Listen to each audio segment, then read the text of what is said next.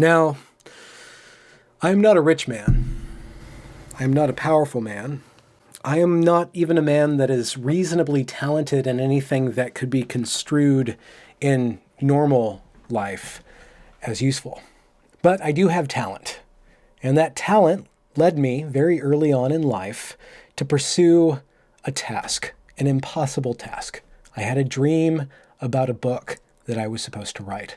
And I knew that it would not be a possible book to write, but I still saw it in my dreams, so I knew I could make it possible. I could make it possible to write. And so that is what I did. With my adult life, I wrote that book, and I failed, and I wrote it, and I failed, and I wrote it, and I failed. In 20 years of trial and attempt, I finally became so fed up with real life that I decided to leave it behind and enter into unreal life. I entered into the academy, and I focused all of my energy on pursuing this manuscript. And after 4.5 years, I had this manuscript in my hand, this book that I had dreamt about since I was 16. It was there. It was in front of me. I had it. And I felt, and I still feel, that it's about 70% of what I had imagined was something that I could make possible. That college that I went to was the Evergreen State College. And at that college, I realized, among other things, that the world does not give a shit about literature. Not even the humanities gives a shit about literature. The humanities cares about justice and cares about identity. And I was fine with that. I had done my task, and I was fine. I was ready to leave. I was ready to move on with life and find something else to do. I had made peace with my calling. I was ready to lay it and my ego down and aside, and then something happened right in front of me. Community love! Community love! Community love! Community love! Community love! Community love! Community love!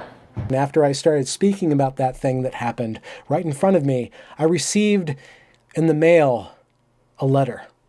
Well, an envelope. And in this envelope was my diploma. And on this diploma was written the signature of George Sumner Bridges, the current president of the Evergreen State College. This man had overseen some of the most terrible behavior I had ever witnessed in adult humans in my lifetime. And he not only presided over it, he clapped along with them. He gave these people positions of power. He acquiesced to their demands, and he shoehorned the reputation of my degree and my work and my college into the dustbin of irrelevance and of something that has nothing to do whatsoever with excellence and the pursuit of the highest ideal of human achievement. All of that was sullied.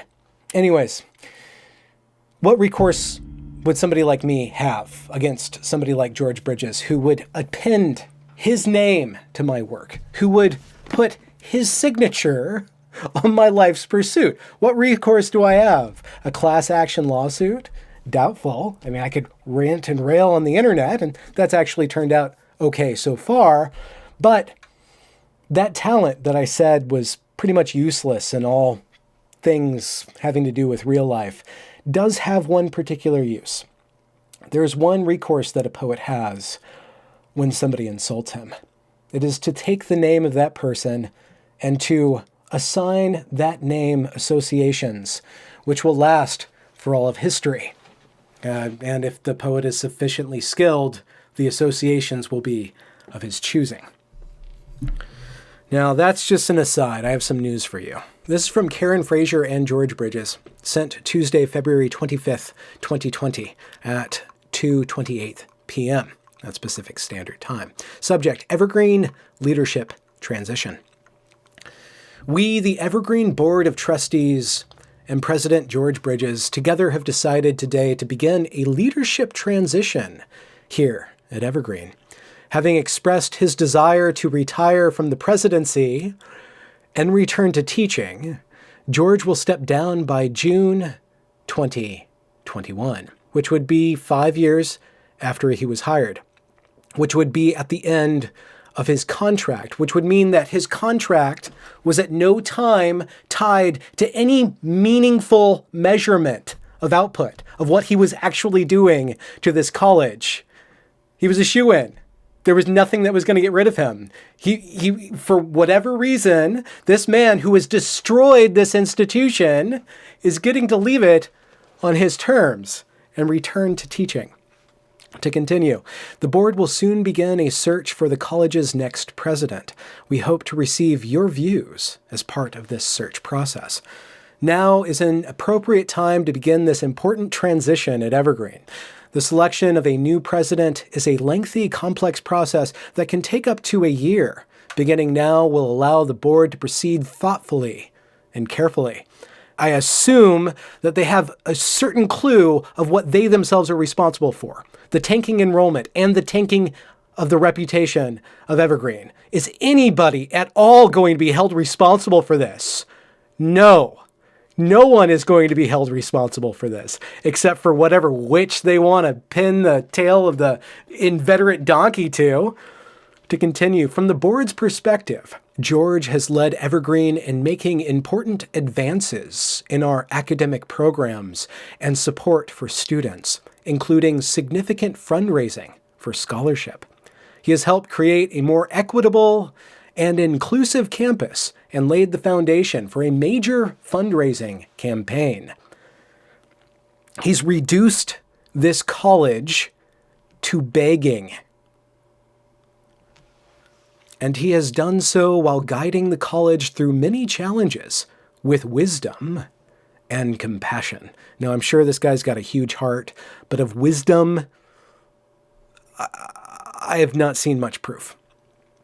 The board looks forward to continuing to work with George and the campus community over the next year to enhance the college, while we oversee a national search for the next president of Evergreen. Now, this might be hopeful. They might be able to find somebody who would want to turn this place around, who would look at this as a challenge. I think there are people out there who would look at this as a challenge and say, if I could take this place and make it actually function, that would set me up for life. A fixer, right? To continue, the board commends all who are engaged in the creative and ambitious work to define new academic directions for Evergreen. How about just academic directions? Instead of all this equity baloney. This is a vital component of our planning for a robust future. The board is looking forward to receiving these well-considered proposals.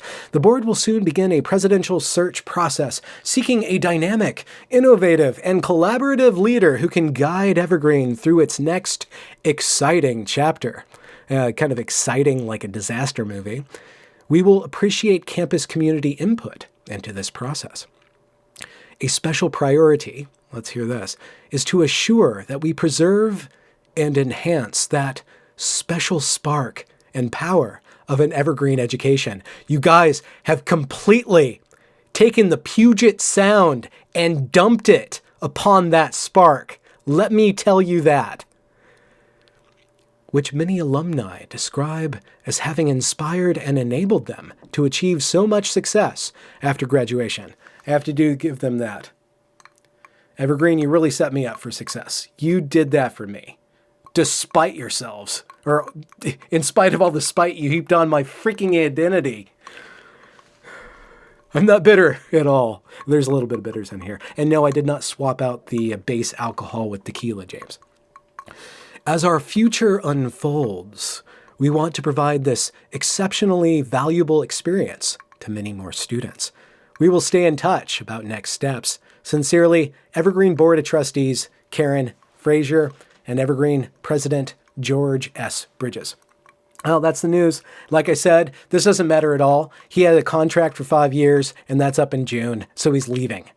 This guy had no responsibility at all for what happened at all. Like he took a pay cut of like 6%, which worked out to like $4,000 or $5,000 a year. This guy's made $300,000 a year since he got there, right? So what, $1.5 million at least? Well, almost $2 million from this college that he's completely liquidated of students, of resources, and reputation. And he just gets to kick back, sail off in his fabulous, albeit, I have to admit, fabulous little Beetle car. He's got a really fancy car. Anyways, that's the news from Evergreen.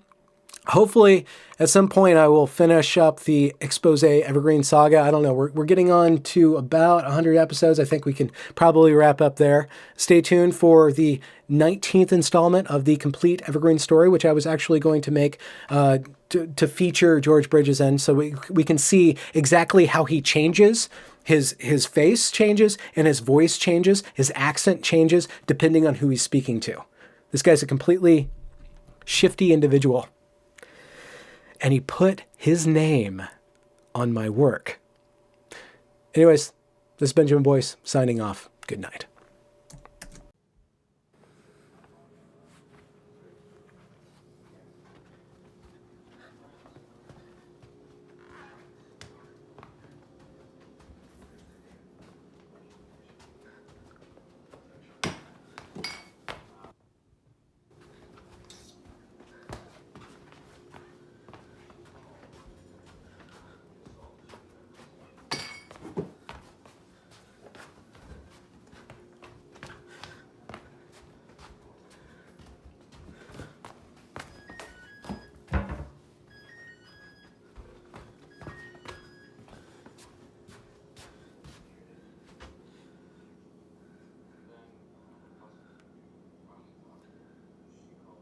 Goodbye, George.